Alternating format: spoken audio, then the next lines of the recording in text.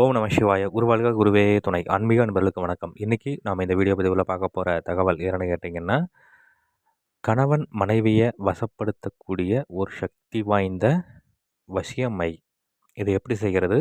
இதனுடைய சக்தி ஓட்டத்தை எப்படி அதிகரிக்கிறது? அதற்குண்டான பூஜை முறைகள், இதை எப்படி பிரயோகப்படுத்துறது? அப்படிங்கிறத பத்தியெல்லாம் முழு விளக்கத்தோட நான் இந்த வீடியோ பதிவுல சொல்லப் போறேன். நீங்க இந்த வீடியோ பார்க்கறதுக்கு முன்னாடி நம்மளோட யூடியூப் சேனல் ஸ்ரீ வேத சிவசக்தி சாயி யூடியூப் சேனலை சப்ஸ்கிரைப் பண்ணாதவங்க பண்ணிக்கங்க. அப்படி பக்கத்தில் இருக்கக்கூடிய பெல் ஐக்கான் பட்டனையுமே கிளிக் பண்ணிக்கங்க. சரி, வாங்க இன்றைய வீடியோ பதிவுக்குள்ளே போகலாம். அதாவது இன்றைய சூழ்நிலைக்கு நிறைய நபர்கள் ஃபோன் பண்ணி கேட்குறீங்க, சாமி இந்த மாதிரி என்னுடைய கணவன் வந்து என் மேலே அந்யோன்யம் இல்லாமல் இருக்காங்க, ஒரு ஒற்றுமை இல்லாமல் இருக்குது. அதேமாதிரி என்னோட மனைவி இந்த மாதிரி இருக்காங்க, இல்லை வேறு யாராவது விஷயத்தில் மாறிட்டு இருக்காங்க, இல்லை வேறு யாராவது சொல் பேச்சை கேட்டு வீட்டுக்குள்ளே எப்போ பார்த்தாலும் சண்டை வந்துக்கிட்டே இருக்குது சாமி, ஒரு ஒற்றுமை இல்லாமல் இருக்குது, இதுக்கு என்ன சாமி பண்ணுறதுன்னு சொல்லி நிறைய பேர் கேட்குறீங்க. நாங்கள் நிறையா பக்கம் போய் பார்க்குறோம், ஆனால் எந்த ஒரு ரிசல்ட்டுமே இல்லை சாமி அப்படின்னு சொல்லி கேட்குறீங்க இல்லையா? உங்களுக்காக தான் நான் இந்த பதிவை முழு விளக்கத்தோடு சொல்ல போகிறேன்.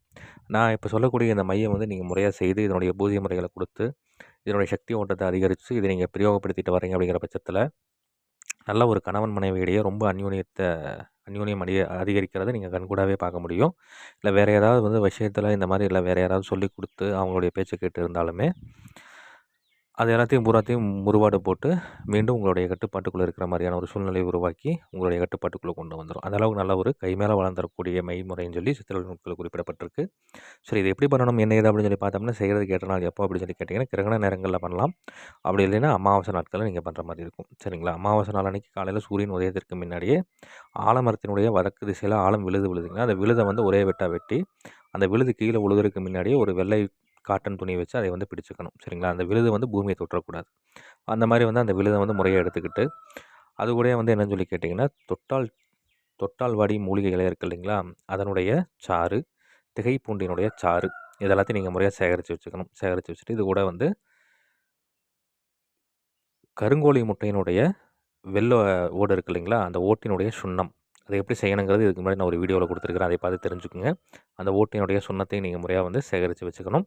இது கூடயே பாதரசம், அதுவும் சிறிதளவு சேகரித்து வச்சுக்கணும். இது எல்லாத்தையும் நீங்கள் ஒன்றா சேர்த்து இது கூட அஷ்டகந்தகம் விட்டு முறையாக நல்லா மைப்பதம் வர மாதிரி 2 ஜாமங்கள் நல்லா அரைச்சிக்கணும். 2 ஜாமம் அரைச்சி நீங்கள் முறையாக அதை செம்பு சிம்மில் எடுத்து பதனம் பண்ணிக்கிட்டு ஒரு சுத்தமான இடத்துல பீடம் அமைக்கணும். வீட்டுக்கு வெளியே பீடம் அமைச்சு பண்ணுறது ரொம்ப சிறப்பு. அப்போ அந்த மாதிரி வீட்டுக்கு வெளியே ஒரு சுத்தமான இடத்துல பீடம் அமைச்சு அது ஆற்றங்கரை ஓரமாகலாம் பண்ணிங்கன்னா நல்ல ஒரு அதீத ஆற்றல்ங்கிறத நீங்கள் பார்க்கலாம். அந்த மாதிரி இடங்களில் தலவாழையில் வச்சு அதற்கு மேலே சாம்பல் கொட்டி பரப்பி நான் இந்த வீடியோவில் சக்தி வாய்ந்த ஒரு எந்திரம் ஒன்று கொடுத்துருக்கிறேன், விஷய எந்திரம். இந்த எந்திரத்தை நீங்கள் முறையாக வரைஞ்சிக்கிட்டு இந்த எந்திரத்தினுடைய மையப்பகுதியில் இந்த மையை வச்சுக்கிட்டு இதற்குண்டான படையிலெல்லாம் போட்டு காராம்பூஷணி எதிர்ப்பு ஏற்றிட்டு இதற்குண்டான சக்தி வாய்ந்த விஷய மந்திரம் நான் கொடுத்துருக்குறேன். இந்த மந்திரத்தை இப்போ கிரகண நேரங்களில் பண்ணுற மாதிரி இருந்ததுன்னா அந்த கிரகண நேரங்கள் முடிகிற வரைக்கும் நீங்கள் மந்திர உச்சாரணம் கொடுக்கணும். அப்படி கிரகண நேரம் இல்லை 3ஆம் பிறை நாள் அன்றைக்கி இல்லை அமாவாசை நாள் அன்றைக்கி நீங்கள் பண்ணுற மாதிரி இருந்ததுன்னா பௌர்ணமி வரைக்கும் நீங்கள் இந்த மந்திர உச்சாரணங்கள் தினமே 1008 வீதம் பௌர்ணமி வரைக்கும் நீங்கள் இந்த பூஜை செய்கிற மாதிரி இருக்கும். அந்த மாதிரி பூஜை பண்ணி நீங்கள் முறையாக ஒரு வெண்பூசணிக்காய் சுற்றி உடச்சி போட்டுட்டு நீங்கள் இந்த மையை எடுத்து பத்திரமா வச்சுக்கிட்டு தேவைப்படும் பொழுது கணவனோ மனைவியோ இந்த மந்திரத்தை 3 தடவை சொல்லிவிட்டு உங்களுடைய நெற்றிகளை நீங்கள் சிறிதளவு இட்டுட்டு வர உங்களை பார்க்குற உங்களுடைய கணவனோ மனைவியோ உங்கள் வசம் ஆவாங்கன்னு சொல்லி சித்திரை நூட்களில் தெளிவாக குறிப்பிடப்பட்டிருக்கு. இதை முறையாக தக்கன குருமால்கிட்ட ஆலோசனை பண்ணிவிட்டு செய்து பலனடைஞ்சு பாருங்கள். நன்றி. மீண்டும் வேறு ஒரு நல்ல தகவல் கொண்ட வீடியோவில் உங்களை நான் சந்திக்கிறேன்.